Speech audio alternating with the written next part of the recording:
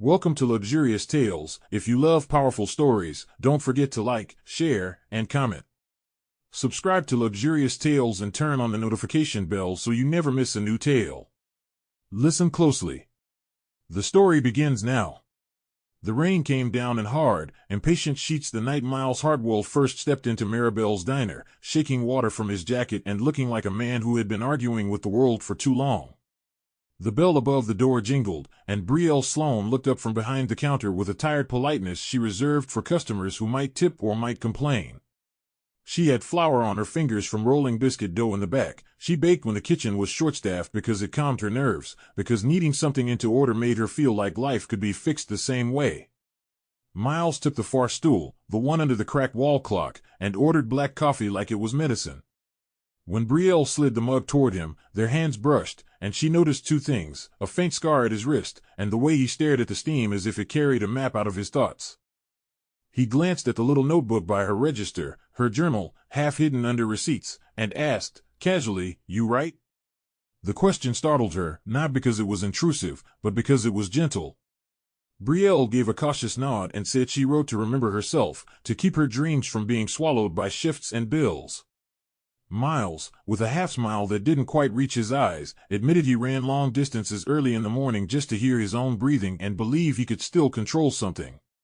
The conversation should have ended there, ordinary diner talk, but instead it kept unfolding like a secret door opening slowly. He told her he restored old cars on weekends, not to show off, but to rescue neglected things and prove they could still run. She told him she wanted a home that smelled like cinnamon and safety, a life that didn't depend on anyone's mood. Outside, the rain kept hammering the windows, making the diner feel like an island. Brielle didn't know it yet, but in that small island of warm light, something fragile began, something neither of them could predict, something that would later be tested by distance, blood ties, and a cruelty that wore expensive perfume. Miles came with a family shaped like a maze. No matter how many exits he built for himself, the walls always shifted to pull him back in. He didn't speak of them at first, but Brielle sensed it in the way his shoulders tightened when his phone buzzed, and how he checked messages like a man expecting a debt collector. Over the next few weeks he returned to Maribel's often, sometimes after his morning run, sometimes late at night when his mind wouldn't settle. It was during one of those late visits that he finally said their names out loud, almost like an apology, Wade and Tessa Hartwell. Wade, the older brother by 2 years, had an easy laugh that made strangers trust him and a habit of turning every conversation into a transaction. Tessa, younger by a year, dressed like she belonged to a different zip code and spoke like the world owed her a refund. And then there was June Hartwell, their mother, soft-spoken, nervous around conflict, the kind of woman who would rather swallow her opinion than risk someone's anger. Miles was the opposite. He was the fixer. The one who paid late bills without telling anyone. The one who drove June to appointments even when Wade was too busy and Tessa was too stressed. Miles had grown up under the influence of Gordon Hartwell, an uncle by choice who had taken him running at dawn and taught him that consistency was a form of honor. Gordon's death years earlier still sat inside Miles like a stone. He kept Gordon's old stopwatch in his glove compartment, rubbing the cracked plastic whenever he needed courage. "My family can be loud," Miles told Brielle one night, staring into the coffee as if it might hide him. "They're not bad all the time, but they're entitled. They think I'm responsible for their comfort." Brielle listened, her heart tugged between sympathy and caution. She had her own complicated history. Gerald Sloane, her father, was a tough truck mechanic who believed tenderness made people weak. He had loved Brielle in a stiff, practical way, the way you love a tool you rely on, not the way you love a person you cherish. Their relationship had cracks she kept stepping around. So when Miles confessed his burden, Brielle didn't judge. She understood what it meant to come from love that felt like obligation. But as Miles talked, an uneasy thread appeared beneath the warmth. Wade and Tessa weren't just needy, they were strategic. They watched. They waited. And Brielle, without even meeting them yet, felt the first whisper of suspense in her bones, as if the rain outside wasn't the only storm approaching. Still, love has a way of building itself quietly, plank by plank, until one day you realize you've been living inside it. Miles started bringing Brielle small proofs of attention, never flashy, always thoughtful. A pair of running socks with extra cushioning because she had mentioned her feet aching after double shifts. A used cookbook from a thrift store because he'd noticed her flipping through recipes on breaks, dreaming about a future kitchen that belonged to her. Brielle, in return, packed him cinnamon rolls wrapped in foil and wrote little notes in careful handwriting. "Don't forget to breathe, or you're allowed to rest." She began to trust him with her softer truths, that she journaled because she feared being forgotten, that she dreamed of a steady home where children laughed without flinching, that she didn't want luxury. She wanted stability. Miles told her his own private wishes: to earn enough to stop being everyone's emergency fund, to own a garage where he could restore cars without rushing, to build something with someone who didn't treat him like a machine. Their intimacy grew in small, unforgettable scenes, sharing fries in the diner after closing, sitting in his beat-up sedan while rain eased into a drizzle, walking along a neighborhood trail where Miles pointed out the rhythm of breathing and taught her how to pace her steps. One evening, he opened his glove compartment and showed her Gordon's old stopwatch, explaining how Gordon once told him, "A good man isn't the one who wins fast. He's the one who keeps going." Brielle touched the cracked plastic gently, feeling the weight of that legacy, and in that moment something deep settled between them. They weren't just falling in love. They were choosing each other against everything that had ever tried to harden them. Yet even in that tenderness, a shadow remained. Miles' phone kept buzzing with Wade's calls, with Tess's demands, with June's anxious messages. Miles would silence it, smile at Brielle, and pretend it could wait. But suspense doesn't always announce itself with loud music. Sometimes it arrives as a quiet pattern: a man who keeps carrying everyone, a woman who keeps hoping love alone can protect her, and a family waiting, watching, for the moment they can claim what they believe is theirs. Miles bought the house in early spring, when the last of winter still clung stubbornly to the air but the trees were beginning to hint at green. It wasn't large or impressive, just a modest two-bedroom structure with faded blue siding, a narrow porch, and a backyard big enough for a small garden. To Brielle, it looked like promise wrapped in wood and brick. She stood in the empty living room the first day, her fingers brushing the bare walls as if she could already see frames of family photos and shelves of cookbooks lining the space. Miles insisted the paperwork list both of their names equally, his voice firm when he told the realtor, "It belongs to both of us." That insistence came from something deeper than romance. It was a declaration that Brielle would never be temporary. But when Wade heard about the purchase, he arrived uninvited, walking through the property like a man inspecting an investment portfolio. He laughed lightly at the neighborhood and muttered that Miles should have consulted family first. Miles brushed it off, but Brielle noticed the way Wade's eyes lingered on the deed papers with a calculating curiosity that made her stomach tighten. Tess's approach was quieter, far more polished. She visited one afternoon carrying a bottle of sparkling cider and a smile that didn't quite warm her eyes. While Miles excitedly described future plans, restoring a vintage sedan in the garage, planting shrubs along the fence, Tessa pulled Brielle aside in the kitchen. Her tone was soft, almost sisterly, yet laced with something sharp. "You're lucky, you know," she murmured, glancing around the empty cabinets. "Not everyone gets pulled into a family like ours." Brielle swallowed her discomfort and responded politely, determined not to start friction. But Tess's next words lingered long after she left. "Just remember, you're not one of us. Don't get too comfortable." It wasn't shouted. It wasn't dramatic. It was delivered like advice, like caution, like ownership disguised as guidance. That evening, Brielle wrote in her journal about belonging and how sometimes walls could feel thinner than they looked. Miles, unaware of the exact phrasing, sensed her unease and promised her that no one would ever diminish her place in his life. Yet the subtle tension had already begun weaving itself into the house's foundation. The quiet revelation came weeks later, almost too gentle for the weight it carried. Brielle stood alone in the small bathroom, staring at the thin pink lines on a pregnancy test while her heartbeat thundered in her ears. When she told Miles that night, he lifted her off the ground in stunned joy, laughing and crying at once. They sat on the living room floor afterward, talking about baby names and how he would repaint the second bedroom. But in the same week, Miles received a call from an overseas shipping consortium offering him a major maritime logistics contract, temporary, lucrative, and career-defining. The opportunity could multiply his income and secure their future, especially with a baby on the way. The timing felt like fate playing a dangerous game. Miles wrestled with the decision, pacing the porch late into the night while Brielle watched from inside, hands resting protectively over her stomach. The house, once only a dream, suddenly felt fragile. Love was expanding, responsibility was growing, and the first true test of their unity was rising quietly on the horizon. The morning Miles left felt unnaturally bright, as if the sun were mocking the heaviness in Brielle's chest. At the airport drop-off lane, engines hummed and strangers rushed past, unaware that for Brielle, time had slowed into something fragile and terrifying. She was 4 months pregnant, her body already adjusting to quiet nausea and sudden exhaustion, her hands instinctively resting over the gentle curve of her stomach.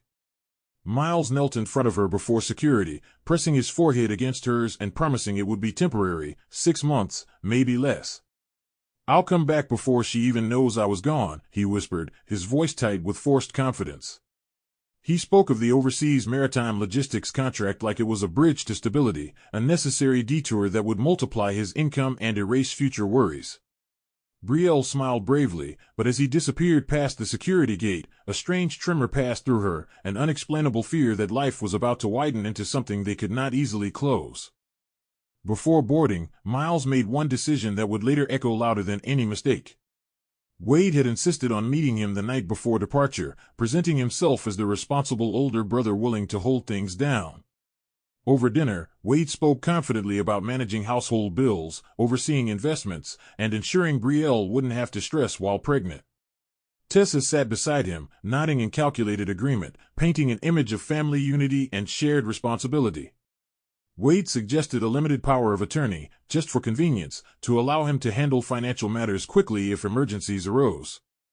Miles hesitated, but exhaustion and trust blurred his caution.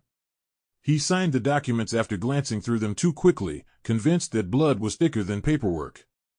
He believed he was protecting Brielle from financial stress, not realizing he was handing control to someone who viewed control as currency. As Miles boarded the plane, he texted Wade one final message: "Take care of them." The words would later feel like a cruel prophecy. Back home, Brielle tried to maintain peace within the Hartwell household dynamic, convinced that unity was safer than confrontation. She visited June often, bringing homemade soup and listening to stories about Gordon Hartwell, whose disciplined kindness had once shaped Miles into the man she loved. June seemed grateful, but there was a quiet nervousness in her eyes whenever Wade entered the room. Tessa's comments grew subtly sharper, though always delivered with a polite smile. "Pregnancy must be tiring," she would say, watching Brielle carefully. "Good thing you have us." Brielle believed patience would keep the balance steady. She avoided conflict, told Miles on their video calls that everything was fine, and tried to ignore the faint unease rising inside her. Each night, she placed Miles' side of the bed pillow upright as if preserving his presence, whispering promises to the unborn baby about her father's strength and return.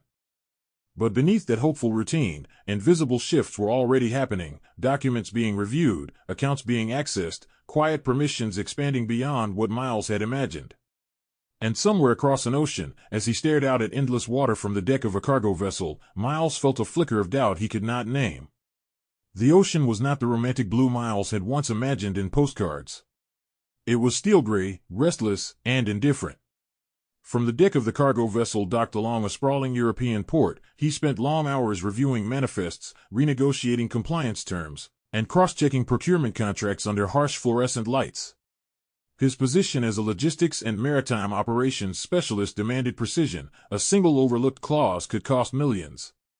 What had been pitched as a 6-month assignment quickly expanded into a more complex operation involving audits, supply chain restructuring, and late-night emergency calls with international partners. The paychecks grew larger, reflecting the pressure and risk. Miles wired more money home than he had ever earned before, believing every dollar built insulation around Brielle and their unborn child. He told himself the longer hours were temporary, a sacrifice that would secure decades of comfort. Yet each extension of the contract was accompanied by a persuasive phone call from a senior compliance liaison who insisted his presence was critical to stabilizing the operation. Miles, driven by responsibility and ambition, agreed each time, unaware that his absence was quietly stretching beyond intention. Back home, Brielle's pregnancy became heavier as summer heat wrapped the modest house in thick humidity. She enrolled in CNA training at the local hospital, determined not to rely entirely on the money Miles sent. The coursework was demanding, long shifts assisting patients, learning medication protocols, and managing unpredictable schedules while fighting fatigue that left her dizzy by afternoon. Dr. Priya Nandel, her supervisor, noticed Brielle's quiet resilience and often assigned her manageable duties, sensing the strain beneath her steady exterior. Nights were lonelier than she admitted.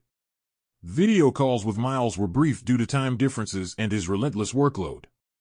She would describe Harper's developing kicks and the way she had repainted the nursery walls in soft cream tones, leaving out the subtle tension she felt when Wade dropped by to review finances.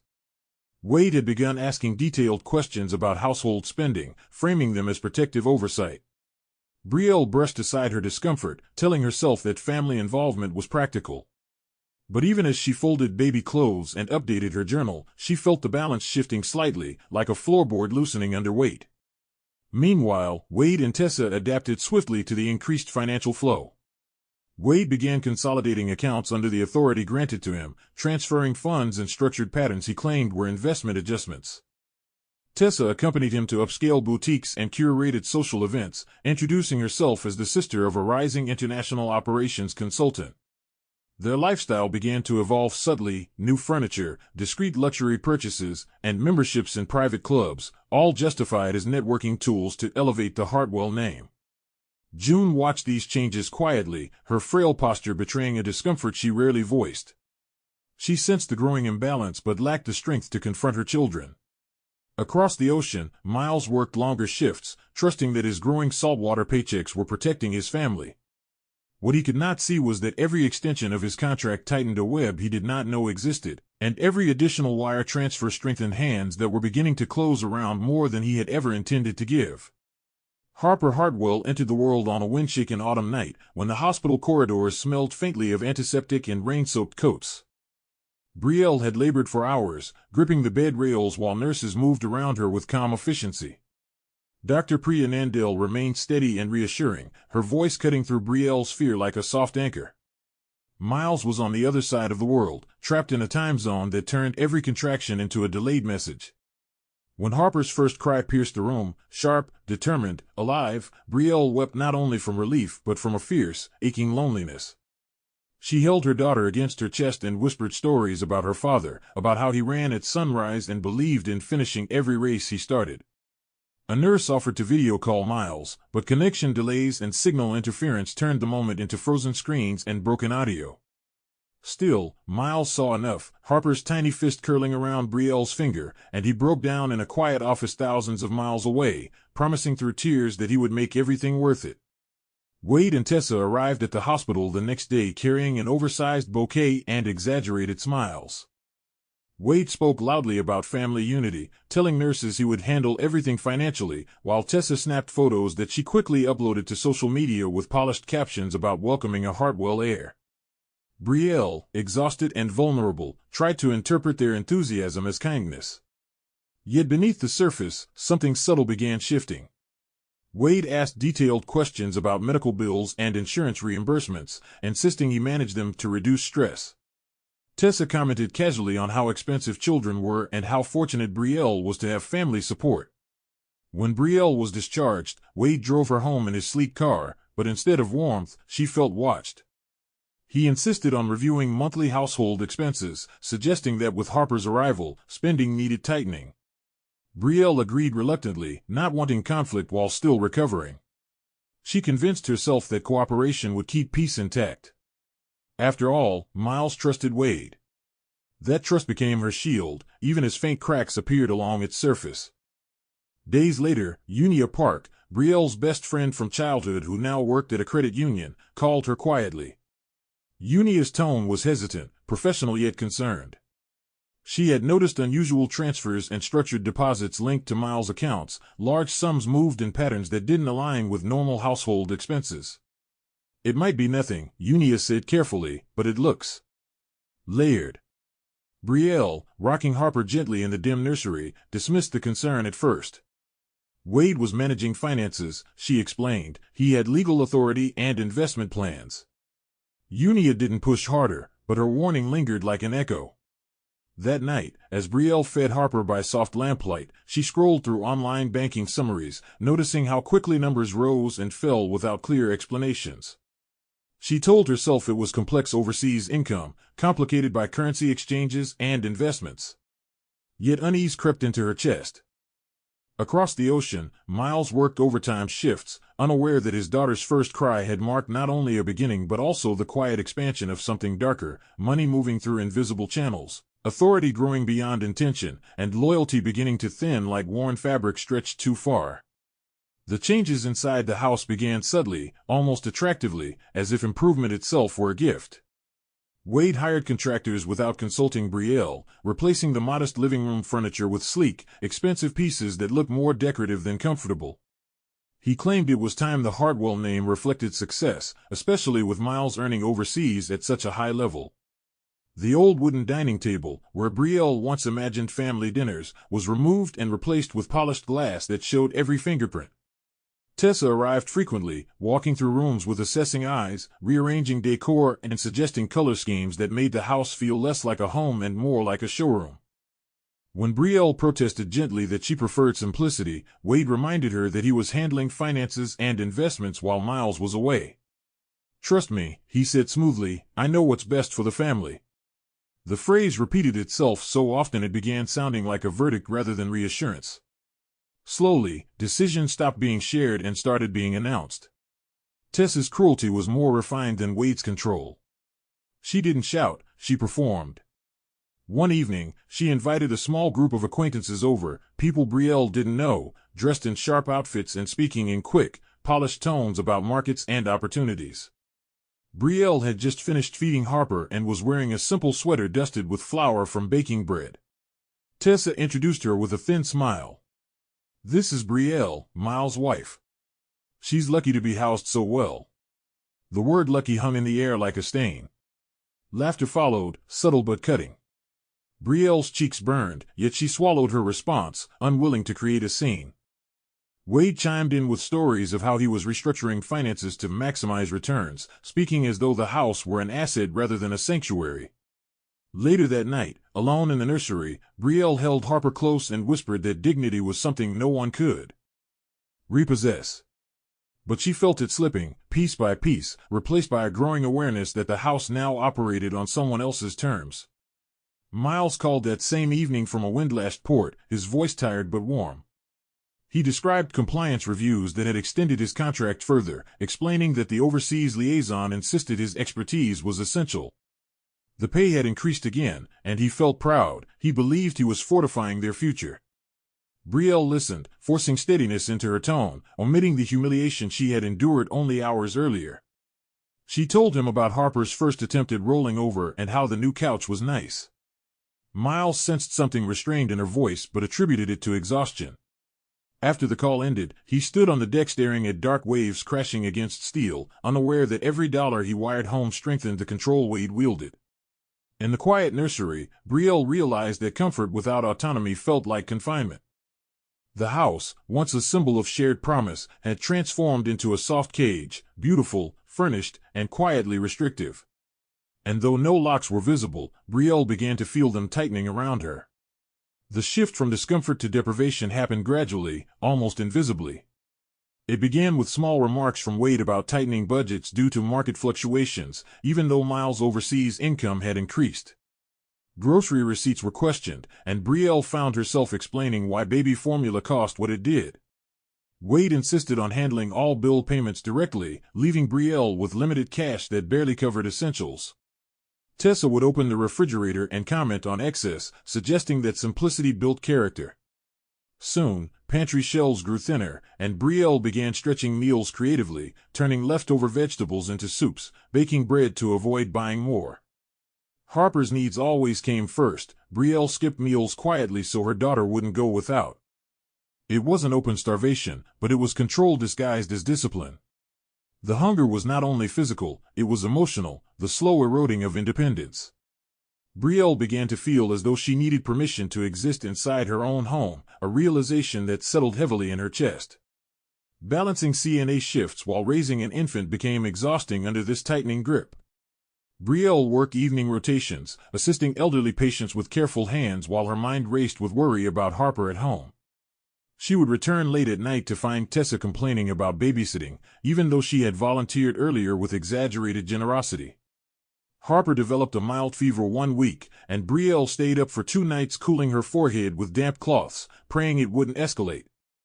Wade criticized her for missing a scheduled budget review meeting during that time, accusing her of irresponsibility. The accusation stunned her. She was caring for her sick child, yet being framed as careless. Fatigue blurred her patience, but she swallowed her anger for Harper's sake. She still told Miles during calls that everything was manageable, not wanting to add stress to his already demanding overseas schedule.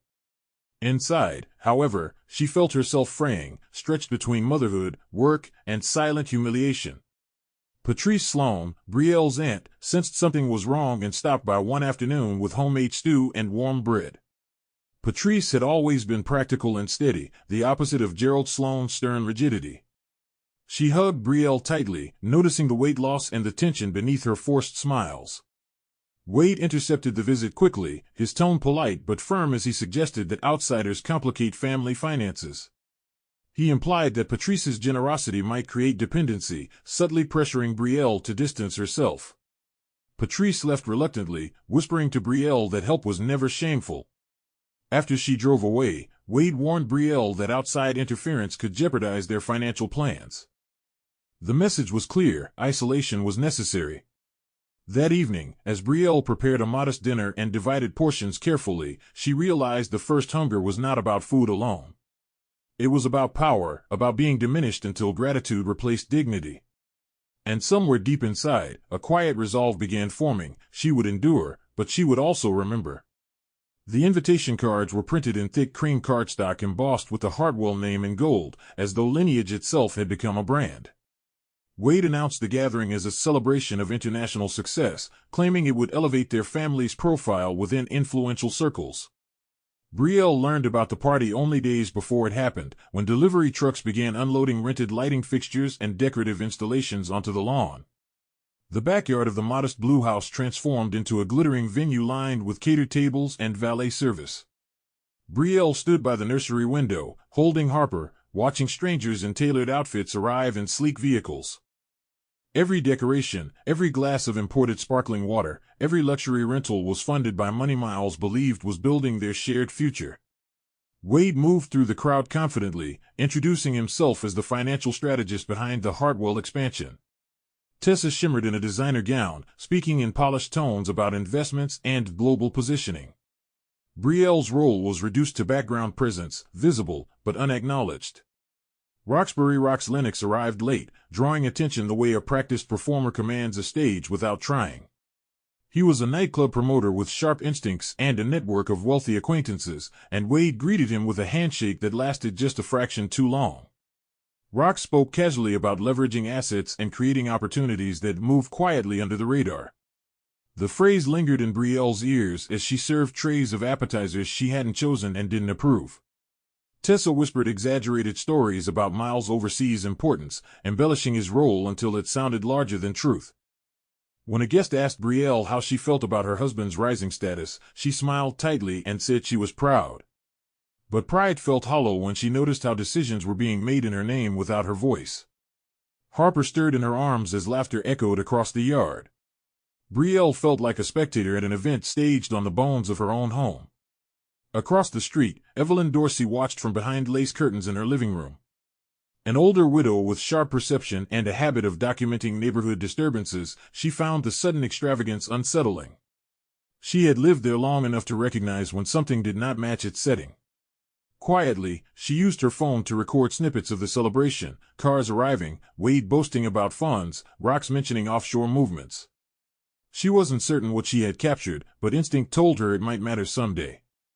Meanwhile, Brielle retreated inside after the crowd grew louder, placing Harper gently in her crib. The music thumped through the walls long after midnight, shaking frames and nerves alike. When Wade finally dismissed the caterers and lights dimmed, the house felt strangely colder than before. That night, Brielle realized something crucial: this was no longer about uncomfortable family dynamics. Money was being spent at a scale that defied logic. And somewhere beneath the glittering surface of celebration, a darker pattern was taking shape, one that would not remain hidden forever. Unia Park did not speak in panic, she spoke in patterns. When she invited Brielle for coffee at a quiet cafe near the credit union where she worked, her tone was measured, but her eyes carried urgency.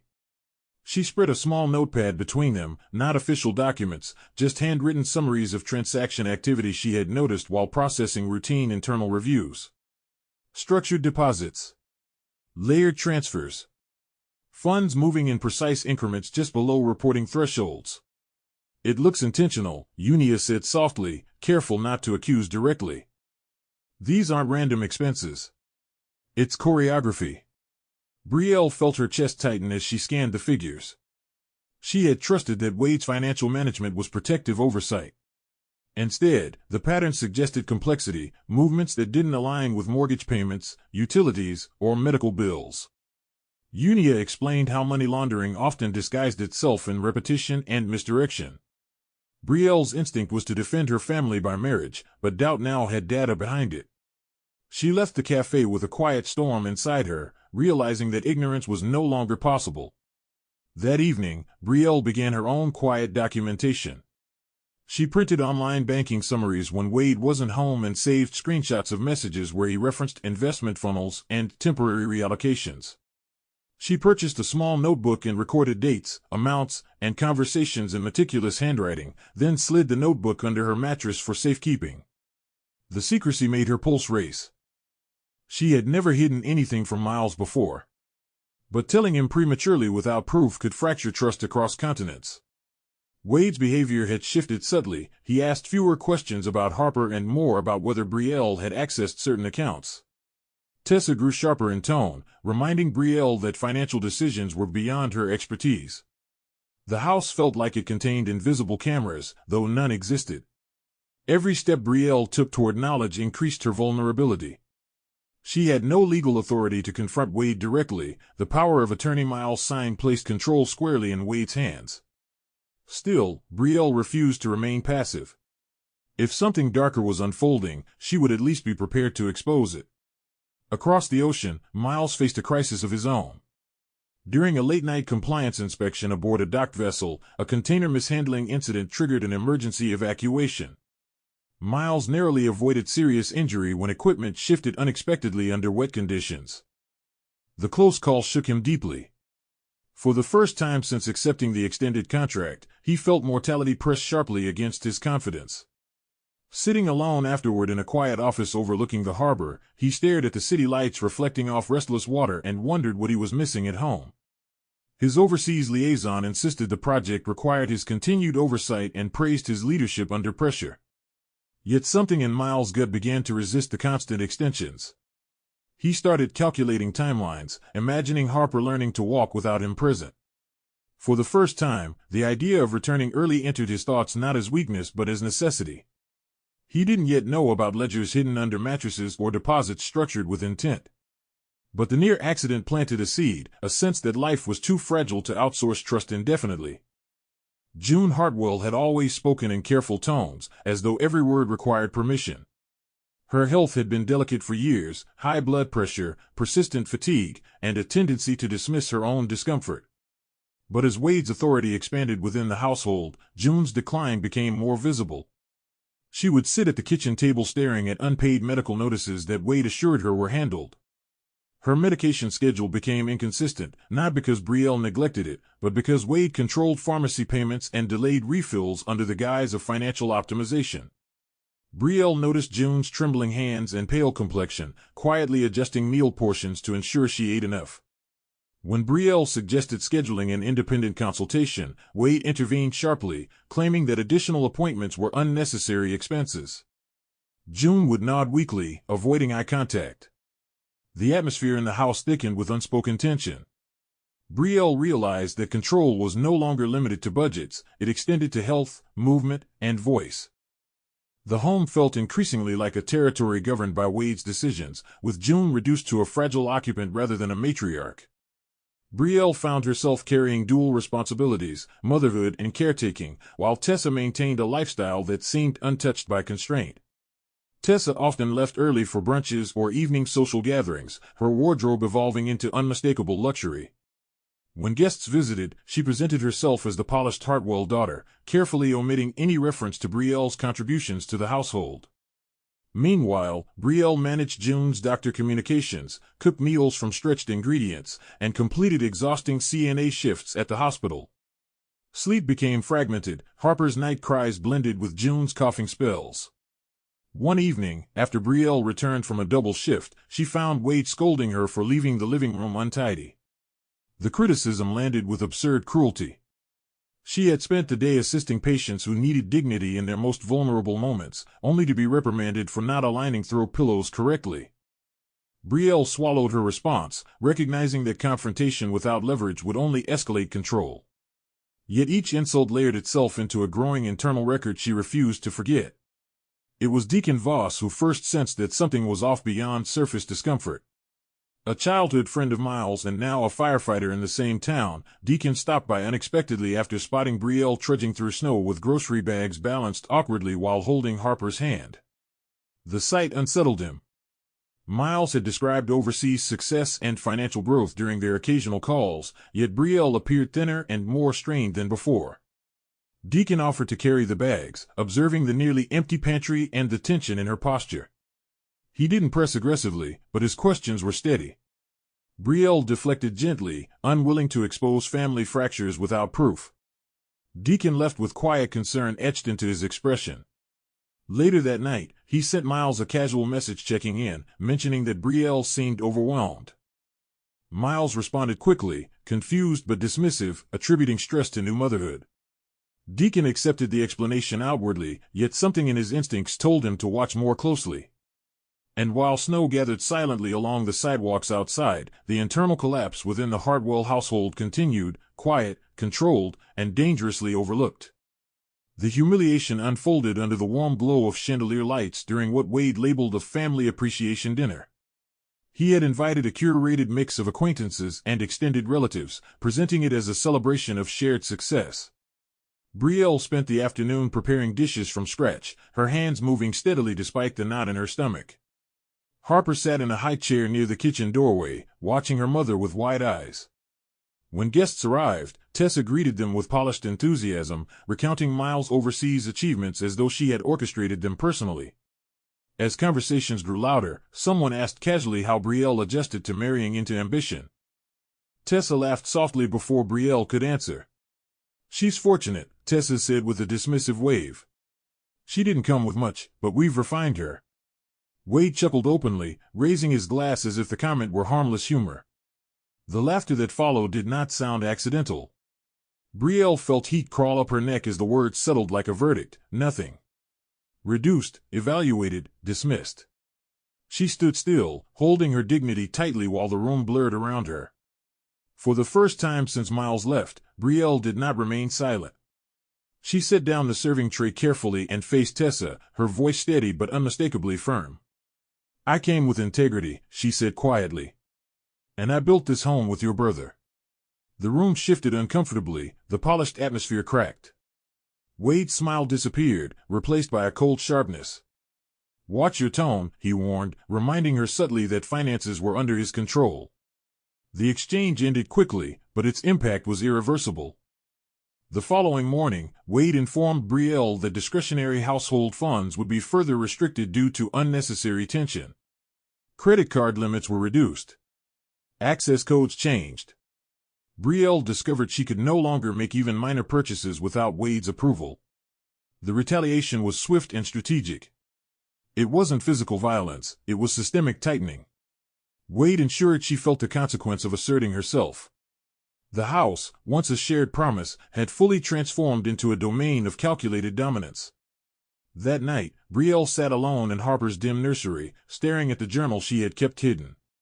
The temptation to leave flickered stronger than ever. Patrice had offered refuge more than once. But leaving meant stepping into uncertainty with a small child and no guaranteed stability. The shelter system felt like a distant possibility she prayed never to face. She ran numbers in her mind, estimating her CNA wages against rental costs and daycare. The math did not favor independence. Meanwhile, Miles called from overseas, cheerful despite exhaustion, sharing updates about extended audits and contract renewals. Brielle listened, forcing warmth into her replies. She could not bring herself to shatter his focus without proof. After the call ended, she placed her hand over Harper's small back and whispered that someday truth would surface. But for now, survival required strategy. The day they called her, nothing had awakened something inside her, a quiet defiance that no insult could extinguish. And though the walls felt closer than ever, Brielle began to understand that endurance alone would not be enough. She would need evidence, timing, and courage when the moment finally came. The envelope arrived on a gray Tuesday morning, slid under the front door with a deliberate scrape that echoed through the quiet hallway. Brielle picked it up with mild confusion, assuming it was another utility notice. Instead, she unfolded a formal-looking document stamped with bold lettering that declared a legal restructuring of property ownership. According to the letter, the residence was being reassigned under revised financial directives, and she was required to vacate within 14 days. Her hands trembled as she reread the lines, searching for logic. The language was polished but oddly vague, referencing clauses she didn't fully understand. Wade appeared in the doorway moments later, as though he had been waiting for her to discover it. He spoke calmly, almost sympathetically, explaining that certain financial decisions had forced a temporary relocation. Tessa stood behind him with crossed arms, her expression unreadable. Brielle's mind raced. She knew the house had been placed in both her and Miles' names. Something about the letter felt wrong, too abrupt, too convenient. But without access to official records and with Wade holding power of attorney, her ability to challenge it seemed dangerously limited. Evelyn Dorsey, the observant neighbor across the street, noticed the moving truck before Brielle did. She watched from her window as unfamiliar men began carrying boxes from the house under Wade's direction. Brielle had barely begun packing essentials when the removal felt accelerated. Harper clung to her mother's leg while unfamiliar hands transported furniture that Brielle had once chosen with hope. Evelyn stepped outside under the pretense of retrieving her mail and saw Brielle's tear-streaked face. "This doesn't look right," Evelyn murmured softly, her instincts flaring. Wade intercepted quickly, claiming everything was handled legally. But Evelyn had lived in the neighborhood long enough to recognize when paperwork masked coercion. She discreetly used her phone again, capturing timestamps, license plates, and snippets of Wade's instructions. Brielle felt humiliated as her belongings were reduced to cardboard boxes. She wanted to scream, to demand answers, to call Miles immediately. Yet fear paralyzed her. Without verified documentation and with limited access to funds, she faced a brutal reality: she could not fight effectively in that moment. The eviction felt not only sudden but orchestrated. With nowhere else to go, Brielle accepted a referral from a hospital social worker to Cynthia Rose Women's Shelter. The facility was modest but clean, filled with quiet resilience and stories of survival. Cynthia welcomed Brielle with firm kindness, explaining rules and offering immediate necessities: warm clothing, a private room, access to childcare support. Harper adapted quickly to the new environment, unaware of the weight behind their relocation. Brielle lay awake that first night on a narrow bed, staring at the ceiling and replaying every financial conversation she had endured. The eviction letter had not been verified through any independent authority; it had been presented and executed entirely under Wade's management. Doubt hardened into resolve. She began organizing her hidden notes and transaction records more carefully, aware that evidence would be her shield. She would not confront blindly again. Survival had shifted from endurance to strategy. And as rain tapped softly against the shelter windows, Brielle made a silent promise to herself and her daughter: this humiliation would not be permanent. The truth, however buried, would surface. Miles did not announce his return. After weeks of internal debate following the near accident overseas, he had finalized his resignation quietly, declining further contract extensions despite pressure from his compliance liaison, who insisted his oversight remained essential. He boarded a late-night flight back to the United States with a restless mind and a single plan: to surprise Brielle and Harper. The airport arrival felt surreal, the familiar air heavier than he remembered. He drove straight from the terminal in a rental car, rehearsing how he would scoop Harper into his arms and watch Brielle's face light up. But when he turned onto a downtown street near an intersection lined with traffic lights, his vision locked onto something that fractured his breath. There, on the sidewalk near a convenience store, stood Brielle, thin, wearing worn clothes, holding Harper's small hand while a cardboard sign rested near their feet. Harper's jacket was too light for the cold wind. Brielle's sleeves were torn at the cuffs. For a suspended second, Miles thought he was hallucinating. Then Harper coughed softly, and the sound snapped reality into place. His heart slammed against his ribs as he pulled the car over abruptly, stumbling out into the street with disbelief and rage colliding inside him. "Brielle?" His voice cracked when he said her name. She turned slowly, shock spreading across her face before collapsing into tears she had clearly been holding back for too long. Harper recognized him instantly, whispering "Daddy" in a fragile tone that sliced through him. Miles dropped to his knees on the pavement, pulling both of them into his arms, the cardboard sign crumpling beneath his hand. Drivers honked impatiently around them, but the world had narrowed into a single, unbearable realization. Brielle tried to speak but could barely form sentences through sobs. She told him pieces at first: the eviction letter, the power of attorney, the restricted access to funds, the shelter, the humiliation. Each word fed the fire building in Miles' chest. He had believed his absence was sacrifice for security. Instead, it had become opportunity for betrayal. He ushered them quickly into the car, wrapping his jacket around Harper and turning the heater on full. As he listened to Brielle recount the years compressed into trembling explanations, guilt and fury braided together inside him. Wade and Tessa had not only mismanaged finances, they had stripped his family of dignity. And they had done it under his name. Miles did not drive home. He drove directly to the nearest police station, his jaw set with controlled intensity. Brielle sat beside him, clutching Harper protectively while recounting details to keep her composure. Inside the station, Miles requested to file an immediate report for financial fraud, unlawful eviction, and identity misuse. Sergeant Marla Keene listened carefully, her expression sharpening as Miles provided documentation, transaction summaries, and copies of the suspicious letter Brielle had preserved. The evidence aligned disturbingly well with fraud patterns she had seen before. Without hesitation, she assembled a team. Miles rode in the patrol vehicle behind her, guiding officers to Wade and Tessa's newly acquired luxury rental, a stark contrast to the street corner he had just left. The house glowed with exterior lighting and expensive vehicles lined the driveway. As police knocked firmly at the door, Miles stood back, fists clenched but controlled. The confrontation had begun. What started as shock on a city sidewalk had escalated into formal action.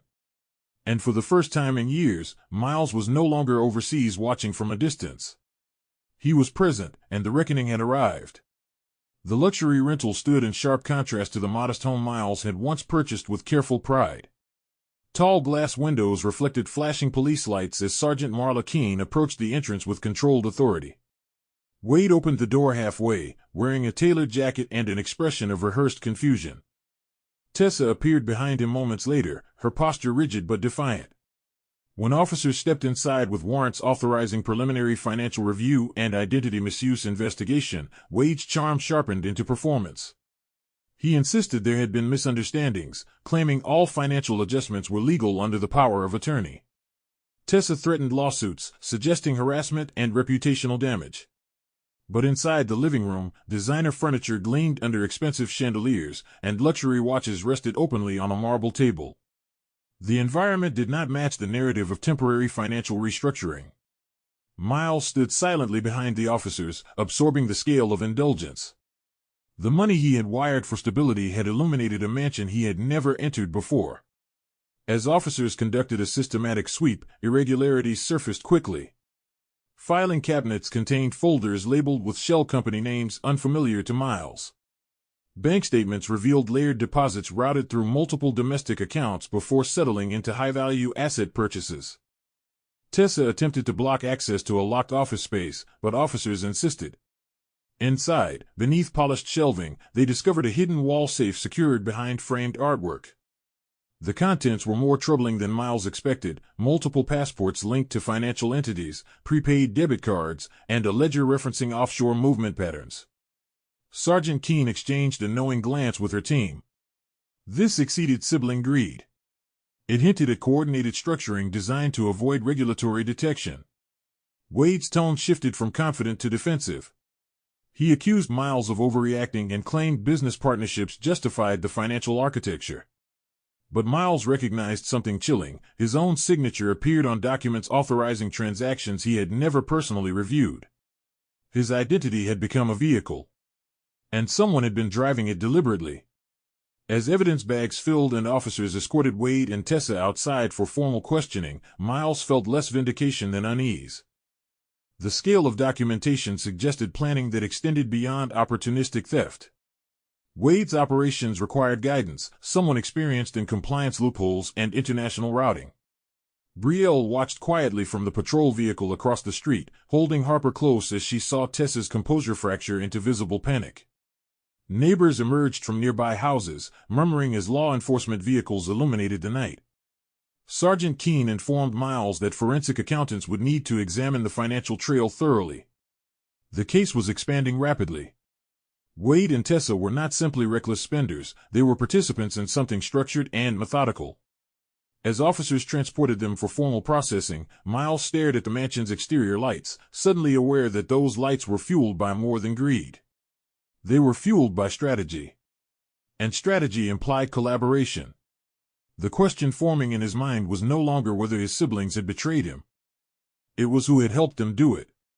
The forensic review began 2 days later in a quiet conference room at the Financial Crimes Division. Hollis Quint, a seasoned investigative accountant with a calm demeanor and precise language, spread printed transaction charts across the table like a surgeon preparing for an operation. Miles sat beside Brielle, watching colored lines zigzag between accounts that bore his name. Hollis explained that the financial movement was not impulsive theft, it was layered structuring. Funds wired from Miles' overseas contracts had been routed through secondary domestic accounts, filtered in increments beneath mandatory reporting thresholds, then redirected into shell entities that appeared legally constructed. The chilling detail was that many authorizations carried digital signatures tied to Miles' credentials. Identity layering, Hollis called it. Someone had used his authority strategically to mask laundering patterns. IRS agent Owen Strickland joined the session midway, confirming that tax filings connected to these entities had been falsified to obscure revenue trails. Miles felt the weight of each revelation press against him. The betrayal was no longer personal, it was criminal architecture. And it had been executed with calculated patience. Unia Park arrived later with printed internal audit flags she had documented months earlier. Her expression carried both relief and regret. She explained how she had attempted subtle warnings to Brielle when structured deposits appeared inconsistent with standard income flow. The layering pattern mirrored known laundering tactics, but without formal complaint she could not escalate beyond internal monitoring. Hollis cross-referenced Unia's observations with the seized ledger from Wade's hidden safe. The alignment was undeniable. Funds had been siphoned systematically for nearly 3 years. The numbers were staggering, but what unsettled Miles most was the timeline. The laundering intensified during contract extensions overseas, the exact periods when his compliance liaison insisted his presence abroad was indispensable. Miles replayed conversations in his mind, recalling subtle encouragement to prolong assignments and increase transfers for strategic liquidity. A quiet chill settled over him. The architecture required knowledge of international compliance structures. Wade alone lacked that expertise. The laundering network appeared coordinated across borders. Brielle listened carefully, absorbing each detail with a steadiness forged by hardship. She realized her hidden notebook and preserved screenshots were now critical evidence rather than desperate precautions. Sergeant Keene confirmed that Wade and Tessa would face charges including identity misuse, tax fraud, unlawful eviction through forged documentation, and structured financial laundering. But even as relief flickered briefly, uncertainty returned. Hollis pointed to irregular routing channels linked to overseas intermediaries not yet identified publicly. The money trail extended beyond domestic manipulation. Miles felt a painful clarity forming, his extended absence may not have been coincidence. Someone overseas had benefited from keeping him occupied and distracted. The power of attorney Wade used was merely the domestic lever. The engine driving the operation could be larger and far more calculated. As the meeting concluded, Miles understood that the siblings' arrest was only the first layer peeled away. Beneath it lay a deeper design, and the name attached to that design had not yet surfaced. The interview room was quiet except for the soft hum of ventilation as Brielle began recounting what she later called her missing years. Sergeant Marla Keene recorded carefully while Brielle spoke in measured detail, her voice steady but heavy with memory. She described how Wade gradually reduced her financial access, how grocery money became conditional, how the humiliation was rarely loud but always strategic. There were no bruises to photograph, no broken bones to document. Instead, there were smaller wounds, food rationing disguised as budgeting, control masked as protection, emotional isolation framed as family loyalty. She explained how she was pressured to perform unpaid labor inside the house while Tessa maintained social visibility. Brielle spoke of nights when she skipped dinner so Harper could eat fully, of mornings when she pretended everything was fine during video calls with Miles. Each memory formed a pattern of systemic erosion. She had not been physically restrained, but her autonomy had been deliberately dismantled. The term soft captivity entered the conversation quietly, and everyone in the room understood its weight. Patrice Sloan confronted June Hartwell days later in the hospital waiting area during a scheduled checkup. Patrice's voice, though controlled, carried years of protective instinct. She asked June directly whether she had known about the forged eviction letter and the financial restrictions placed on Brielle. June's fragile composure finally fractured. Tears slipped down her face as she admitted she had suspected irregularities but felt powerless against Wade's increasingly dominant presence. Wade had convinced her that financial restructuring was necessary and warned her not to interfere. June confessed that fear, not ignorance, had kept her silent. Patrice did not shout. She simply stated that silence had consequences. The admission became critical testimony, confirming that Wade's actions were intentional rather than misunderstandings. For the first time, June acknowledged that her passivity had enabled harm. It was a painful reckoning, one that stripped away any remaining illusion of innocent oversight. Miles struggled privately with guilt that felt heavier than anger. He replayed every overseas extension, every transfer, every moment he chose to trust rather than verify. Sitting alone in the rental apartment he had temporarily secured for Brielle and Harper, he stared at Gordon Hartwell's old stopwatch resting on the kitchen counter. He had believed endurance was strength, that working longer would secure their future. Instead, his absence had been weaponized. Brielle found him there one evening, silent and withdrawn. She sat beside him and placed her hand over his. "This was deliberate," she said firmly. "They chose cruelty. You chose responsibility." Her words shifted something inside him. The enemy was not ambition or distance, it was intentional manipulation. The years Brielle lost to humiliation were not caused by his desire to provide, they were caused by calculated exploitation. And as the investigation widened, Miles understood that accountability would extend beyond siblings. What they had uncovered was not random greed, it was structured harm. And structures always had architects. Evelyn Dorsey arrived at the precinct carrying a neatly labeled folder and a calm expression that concealed quiet determination. She had organized everything chronologically, timestamps from the night of the lavish party, short video clips of Wade boasting about financial movements, and most importantly, recordings from the day of Brielle's eviction. The footage clearly showed movers acting under Wade's instruction before any verified court order had been issued. Sergeant Marla King reviewed the material carefully, noting how Wade referenced restructuring authority in a tone that suggested rehearsed confidence. Evelyn explained that she had trusted her instincts the moment she noticed the sudden transformation of the neighborhood property. "We've lived here long enough to know when something smells wrong," she said simply. Her evidence solidified the unlawful eviction charge and strengthened the fraud case. Brielle listened from across the room, gratitude and disbelief mixing in her chest. A neighbor's vigilance had preserved proof she could never have obtained alone. Deacon Voss contributed next, though not as formally. Through casual conversations at the firehouse and discreet inquiries within the community, he learned that Roxbury Rox Lennox had been facilitating high-value introductions for Wade and Tessa. Rox's nightclub connections extended beyond social events. He had access to investors who specialized in discreet financial routing. Deacon passed the information quietly to Sergeant King, who cross-referenced Rox's known associations with the shell entities Hollis Quint had identified. The overlap was undeniable. Rox had not merely attended a party, he had served as a connector between domestic funds and external networks. IRS agent Owen Strickland flagged irregular tax filings associated with one of Rox's affiliated holding groups. The case was expanding beyond sibling exploitation into coordinated laundering. Miles realized with growing clarity that Wade and Tessa had been willing participants, but the scale of orchestration required outside guidance. Sergeant King convened a strategy meeting to widen the investigation formally. She explained that fraud networks often relied on layered domestic facilitators to obscure larger architects. The structured deposits, shell companies, and identity layering patterns suggested oversight from someone familiar with international compliance loopholes. Miles listened carefully as Hollis outlined how overseas contract extensions coincided with heightened laundering activity. The timing was too precise to ignore. For the first time, law enforcement began exploring connections between Miles' extended assignments abroad and the domestic financial surge. Harper played quietly in the corner of the temporary apartment later that evening, unaware of the complexity unfolding around her family. Brielle watched her daughter and felt a cautious hope emerging. The witness next door, the firefighter friend, the accountant, the detective, they were forming a protective circle. But beneath that reassurance lay a sobering realization: if the network reached overseas, the confrontation ahead would not only be about family betrayal. It would expose something far more calculated and far more dangerous. The breakthrough did not come from emotion, it came from timestamps.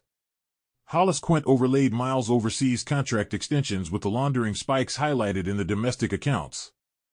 Every major increase in structured transfers coincided with urgent requests from Miles' senior compliance liaison abroad, an individual who had repeatedly insisted that only Miles could stabilize critical maritime audits. The liaison had framed each extension as indispensable, praising Miles' reliability while subtly encouraging increased liquidity transfers for international repositioning. IRS agent Owen Strickland noticed that one of the offshore intermediary entities used in Wade's shell network shared a legal consultant with a firm linked to that same liaison. The connection was not superficial, it was procedural.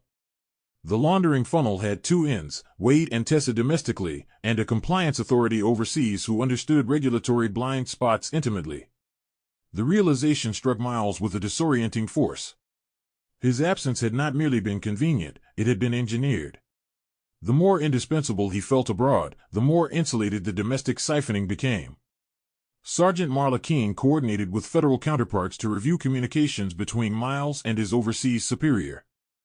Archived emails revealed subtle steering language, phrases urging prolonged engagement, discouraging sudden return due to market volatility, and recommending elevated wire transfers to support cross-border liquidity buffers. Wade's ledger contained notations referencing initials that matched the liaison's identity. What initially appeared as opportunistic sibling greed now revealed layered collaboration. The overseas figure had leveraged Miles' work ethic and loyalty to sustain the laundering duration. Rox Lennox's introductions provided domestic movement, Wade and Tessa executed visible transactions, the compliance liaison ensured Miles remained physically distant and legally distracted. The architecture was elegant in its cruelty. It weaponized trust across continents. When Miles read the evidence summary, his breath left him slowly. The person he had relied on for professional mentorship had quietly orchestrated vulnerability. The confrontation unfolded through a coordinated legal summons rather than dramatic spectacle. Federal authorities initiated inquiries into the liaison's financial disclosures, triggering defensive responses that only deepened suspicion. International compliance agencies began reviewing contract irregularities under renewed scrutiny. Miles experienced a mixture of betrayal and clarity. The narrative of sacrifice he had carried for 6 years collapsed into revelation. His dedication had been manipulated for profit. Brielle watched him process the truth, understanding that this betrayal extended beyond family into professional identity. Yet amid the shock, something steadier emerged. The web was unraveling. Wade and Tessa had already been formally charged, Rox faced accessory allegations. Now the investigation crossed borders, targeting the architect who had quietly designed Miles' prolonged absence. The stakes had risen far beyond a single household. What began with torn sleeves on a street corner now exposed an international compliance exploitation scheme. And for the first time since stepping off that airplane, Miles felt not only anger, but strategic resolve. The courtroom carried a stillness that felt heavier than any raised voice ever could. Wade and Tessa sat at the defense table in tailored clothing that could not disguise the gravity of the charges before them. IRS agent Owen Strickland presented detailed tax fraud analysis, projecting transaction timelines that revealed structured deposits, falsified returns, and concealed income streams. Sergeant Marla King followed with documentation of identity misuse, unlawful eviction through forged legal restructuring, and coordinated laundering activities. Hollis Quint's forensic charts demonstrated the precision behind the financial layering, while Unia Park's internal flags confirmed early red indicators that had been ignored. The judge listened without interruption as evidence stacked systematically. Miles and Brielle sat side by side in the gallery, hands intertwined but steady. When the prosecution described how funds intended for family stability were rerouted into shell entities and luxury acquisitions, silence settled deeply over the room. The narrative was no longer emotional, it was evidentiary. The betrayal had been quantified. June Hartwell's testimony marked the emotional turning point of the proceedings. Though frail, she stood before the court and admitted her fear had silenced her earlier intervention.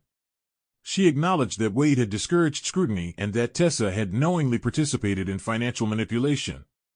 Her voice trembled but did not falter when she stated that Brielle and Harper had been wrongfully displaced. The courtroom absorbed her confession quietly. Wade avoided eye contact, Tessa's composure thinned visibly. The judge considered the layered harm, not only monetary but coercive and reputational. When sentencing was delivered, the consequences reflected the scope of the operation. Wade received a substantial custodial term for financial fraud, identity misuse, and unlawful eviction. Tessa's sentence followed, acknowledging her active participation and concealment efforts. Rox Lennox faced separate proceedings as an accessory in structured laundering facilitation. The ruling carried weight, not vengeance, but accountability. As the gavel fell, Miles exhaled slowly, a release that had been building for years. There was no celebration in his expression, only closure shaped by hard truth. Brielle's eyes shimmered, not with triumph but with relief that the narrative of humiliation had been formally corrected. Outside the courthouse, reporters gathered, but Miles declined statements. The reckoning had never been about spectacle, it had been about restoration of dignity. The federal investigation into the overseas compliance liaison remained active, but today marked a decisive chapter. Harper held Brielle's hand tightly, unaware of legal terminology yet sensing stability returning. As they walked toward their car, Miles glanced once at the courthouse steps and then forward. Justice had not erased the past, but it had rebalanced the present. And in that measured, quiet aftermath, the Hartwell family began stepping toward something unfamiliar yet powerful, earned peace. The new apartment did not shimmer with luxury, and that was precisely why Brielle loved it. It sat on the third floor of a quiet brick building overlooking a small public park where children's laughter carried freely in the afternoons. The walls were freshly painted in soft neutral tones, and the kitchen smelled faintly of cinnamon from the first batch of rolls Brielle baked there. There were no hidden safes, no whispered arguments about budgets, no performative gatherings under borrowed lights. Every piece of furniture had been chosen together, second-hand but sturdy, practical but warm. Harper's room faced the sunrise, and Miles made a ritual of opening her curtains each morning before his early run. The stopwatch from Gordon Hartwell rested on the kitchen shelf, not as a reminder of endurance alone, but as a symbol of presence. Therapy sessions had begun, quiet conversations that allowed them to untangle guilt from responsibility. Stability returned slowly, not as a sudden miracle, but as a deliberate reconstruction. This time, no one else held the keys. Miles transitioned into a local consulting role in maritime compliance, advising regional shipping firms on ethical procurement and regulatory safeguards. The position allowed him to work regular hours and return home before dinner, something he once believed was incompatible with ambition. He declined overseas offers firmly, recognizing how easily dedication could be exploited when boundaries blurred. The federal investigation into his former compliance liaison continued quietly in the background, but Miles no longer carried its weight alone. Raphael Klein ensured legal protections were secured, and financial accounts were rebuilt transparently. Deacon Voss remained a steady friend, occasionally joining Miles for early morning runs where silence often spoke more than words. The rhythm of home replaced the chaos of distant ports. Responsibility no longer required absence. It required discernment. For the first time in years, Miles measured success not by wire transfers, but by evenings spent reading Harper bedtime stories without interruption. Brielle advanced in her healthcare career under Dr. Priya Nandel's mentorship, earning additional certifications and gaining quiet confidence in her professional voice. Her journal, once filled with uncertainty, now documented resilience and reclaimed autonomy. Patrice visited frequently, bringing warmth and laughter, while June attended family dinners with humility and renewed accountability. Harper began school, her laughter echoing through hallways that felt safe again. The past did not disappear, it became context rather than cage. The torn sleeves and cardboard sign were no longer symbols of shame, but of survival. As seasons shifted gently outside their apartment windows, the Hartwell family understood something profound: security is not built solely through earnings or ambition. It is built through vigilance, shared strength, and the courage to confront truth. Their story had traveled through betrayal, exposure, and justice. Now, in the calm that followed, they stepped forward together, not toward spectacle, but toward lasting peace. And in that quiet forward motion, new beginnings finally took root. Thank you for listening to Luxurious Tales. If this tale moved you, share it with someone, leave a comment, and let us know what you felt.